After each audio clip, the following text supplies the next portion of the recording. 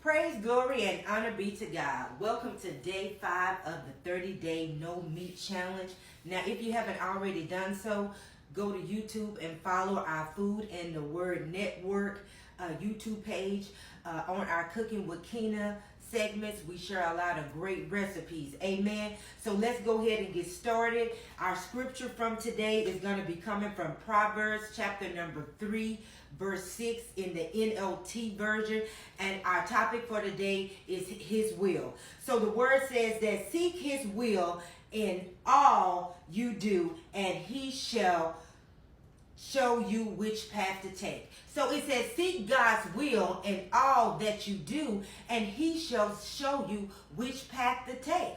So what is God's will? Matthew 6:33 tells us to seek ye first the kingdom of God and His righteousness, and all things will be added unto us. So God's will, first of all, is to seek Him first in all things.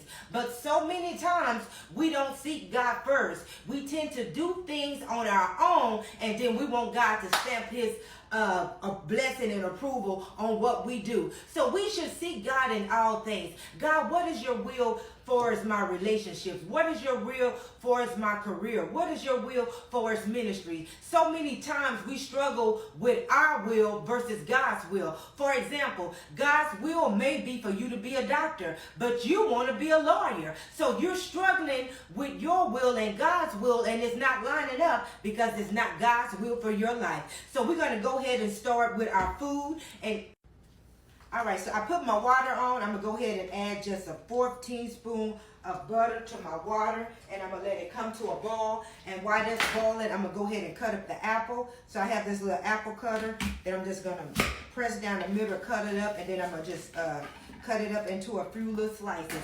So God's will versus our will. We got to make sure that we're seeking the word of God and seeking God first in all things.